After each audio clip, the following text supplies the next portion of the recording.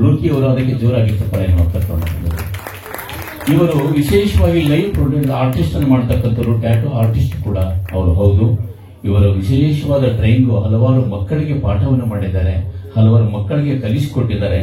ಆಮೇಲೆ 2022ರಲ್ಲಿ ಇವರಿಗೆ ಕಾಯಕ ಯೋಗಿ ಪ್ರಶಸ್ತಿ ಕೂಡ ಬಂದಿರತಕ್ಕಂಥದ್ದು ಕೂಡ. ಉದಯ ಟಿವಿಯಲ್ಲಿ ಕೂಡ ಕಾರ್ಯವನ್ನು ನಿರ್ವಹಿಸಿದ್ದಾರೆ. ಈಗ ಸರ್ಪ್ರೈಸ್ ಆಗಿ, ಆಶ್ಚರ್ಯಕರವಾಗಿ, ಅದ್ಭುತವಾಗಿ ಒಂದು ಗೀತೆಗೆ ಚಿತ್ರ ಬಿಡಿಸ್ತಾ ಇದ್ದಾರೆ. ನೋಡಿ, ನಾವೇ ಬೆರಗುಗೊಳ್ಳತಕ್ಕಂಥದ್ದು. ಮತ್ತೊಮ್ಮೆ ಅವರಿಗೆ ಚಪ್ಪಾಳೆನ ತಟ್ಟೋಣ.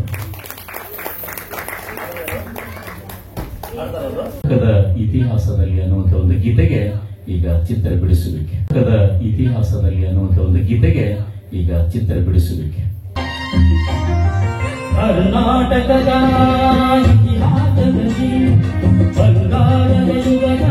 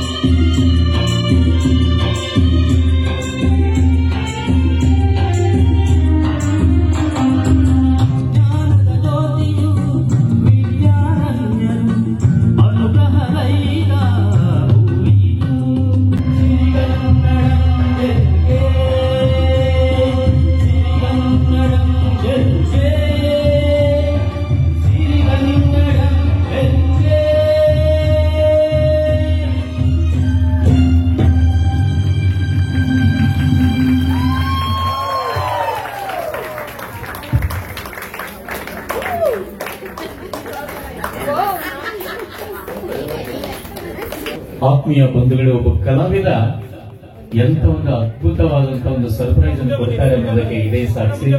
ಲೋಕಿ ಅವರಿಗೆ ಜೋರಾಗಿ ಚಪ್ಪಾಳೆ ಎಲ್ಲರೂ ತಟ್ಟಬೇಕು. ಆಮೇಲೆ ಶ್ರೀ ಲಲಿತಾ ಕಲಾ ಅಕಾಡೆಮಿಯ ಅಧ್ಯಕ್ಷರಾಗಿರ್ತಕ್ಕಂಥ ಲಲಿತಾರಾವ್ ಅವರ ಒಂದು ಭಾವಚಿತ್ರವನ್ನ ವಿಭಿನ್ನವಾದ ರೀತಿಯಲ್ಲಿ ಅವರು ಚಿತ್ರ ಬಿಡಿಸಿರ್ತಕ್ಕಂಥದ್ದು. ಹಾಗಾಗಿ ಕಲಾವಿದ ಮತ್ತು ಗಾಯಕರಿಗೆ ಜಗತ್ತೇ ಇದೆ ಅಂತಕ್ಕಂಥದ್ದು.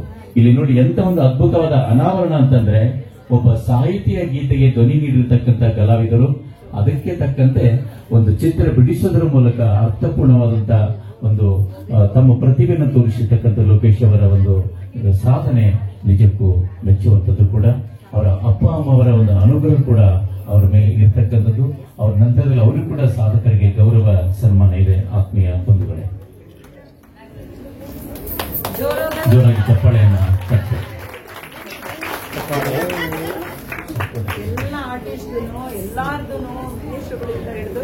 ಕೇವಲ ಇವತ್ತು ಮಾತ್ರ ಅಲ್ಲ, ನಾಡಿನ ಹಲವಾರು ಕವಿಗಳ, ಸಾಹಿತಿಗಳ, ಕಲಾವಿದರ ಚಿತ್ರಗಳನ್ನು ಬಿಡಿಸ್ತಕ್ಕಂಥ ರೀತಿಯಲ್ಲಿದೆ. ನಮ್ಮನ್ನು ನೋಡಿದರೆ ಒಂದೇ ಒಂದು 2 ನಿಮಿಷಗಳೇ ಚಿತ್ರ ಬಿಡಿಸ್ತಕ್ಕಂಥ ವಿಭಿನ್ನವಾದಂತಹ ಒಂದು ಸಾಧನೆ ಅವ್ರದ್ದು ಬಂಧುಗಳೇ. ಅದು ಕೂಡ ಒಂದು ಸೂಕ್ತವಾದ ಹೆಸರು ಕೂಡ ಹೌದು. ಆತ್ಮೀಯ ಬಂಧುಗಳೇ, ಸಾಧನೆ ಇಲ್ಲದೆ ಸತ್ತರೆ ಸಾವಿಗೆ ಅವಮಾನ, ಆದರ್ಶಗಳಲ್ಲಿ ಸತ್ತರೆ ವ್ಯಕ್ತಿತ್ವಕ್ಕೆ ಅವಮಾನ. ಹಾಗಾಗಿ ನಮ್ಮ ಬದುಕಿನಲ್ಲಿ ಆದರ್ಶಗಳು ಕೂಡ ಬೇಕಾಗಿದೆ, ಸಾಧನೆಗಳು ಕೂಡ ಬೇಕಾಗಿದೆ. ಯಾವುದೋ ಒಂದು ಪ್ರತಿಭೆ ಮಕ್ಕಳ ಹತ್ರ ಇರುತ್ತೆ. ಅದು ಕಲೆ ಆಗಿರ್ಬೋದು, ಗಾಯನ ಆಗಿರ್ಬೋದು, ಚಿತ್ರಕಲೆ ಆಗಿರ್ಬೋದು, ನೃತ್ಯ ಆಗಿರ್ಬೋದು, ಬರವಣಿಗೆ ಆಗಿರ್ಬೋದು, ಸಾಹಿತ್ಯ ಆಗಿರ್ಬೋದು. ಜೋರಾಗಿ ಚಪ್ಪಾಳೆಯನ್ನು ತಟ್ಟಬೇಕು.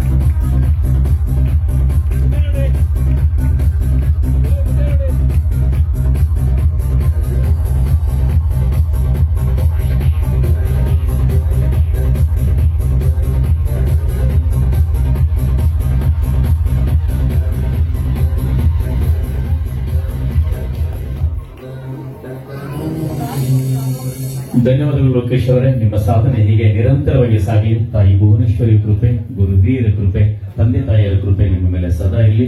ನಿಮಗೆ ವಂದನೆ, ಅಭಿನಂದನೆಗಳು ಸರ್.